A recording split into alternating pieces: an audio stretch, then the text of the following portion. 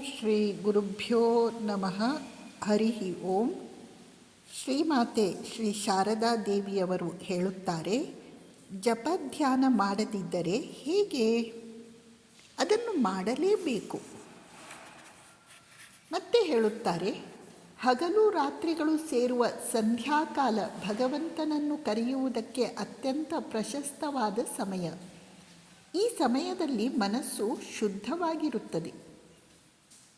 ಯಾವ ಸಮಯದಲ್ಲಿ ಜಪ ಮಾಡಬೇಕು ಎಂಬುದರ ಬಗ್ಗೆ ಅಂತಹ ಕಟ್ಟುಪಾಡೇನೂ ಇಲ್ಲ ಎಂಬುದೇನೋ ನಿಜ.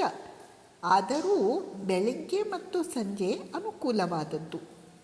ಆದರೆ ಯಾವುದೇ ಸಮಯವಾಗಲಿ ಪ್ರತಿದಿನ ಜಪ ಮಾಡಲೇಬೇಕು. ಒಂದು ದಿನ ಕೂಡ ತಪ್ಪಿಸುವುದು ಒಳ್ಳೆಯದಲ್ಲ. ಶಿಷ್ಯ ಪ್ರಶ್ನೆ ಕೇಳುತ್ತಾನೆ, ಅಮ್ಮ, ನಾನು ಜಪವನ್ನೇನೋ ಮಾಡುತ್ತೇನೆ, ಆದರೆ ಮನಸ್ಸು ಮಾತ್ರ ಒಂದೇ ಕಡೆ ಇರುವುದಿಲ್ಲ. ಶ್ರೀಮಾತೆಯವರು ಉತ್ತರಿಸುತ್ತಾರೆ, ಮನಸ್ಸು ಒಂದೇ ಕಡೆ ಇರಲಿ ಬಿಡಲಿ, ಜಪವನ್ನಂತೂ ಮಾಡು. ಪ್ರತಿದಿನ ಒಂದಿಷ್ಟು ಗೊತ್ತಾದ ಸಂಖ್ಯೆಯಲ್ಲಿ ಜಪ ಮಾಡುವುದರಿಂದ ನಿನಗೆ ಒಳ್ಳೆಯದಾಗುತ್ತದೆ. ಶಿಷ್ಯ ಕೇಳಿದ, ಪ್ರಯಾಣದ ಕಾಲದಲ್ಲಿ ಜಪ ಮಾಡುವುದೇ ಬೇಡವೇ? ಶ್ರೀಮಾತೆಯವರು, ಮಾಡಬೇಕು. ಮನಸ್ಸಿನಲ್ಲೇ ಆಗ ನೀನು ಜಪ ಮಾಡು. ಮಗು, ನಿಧಾನವಾಗಿ ನಿನ್ನ ತುಟಿ ಬೆರಳುಗಳ ಚಲನೆ ನಿಂತು ನಿನ್ನ ಮನಸ್ಸೇ ಜಪ ಮಾಡುತ್ತಿರುತ್ತದೆ. ಮನಸ್ಸೇ ನಿನ್ನ ಗುರುವಾಗುತ್ತದೆ.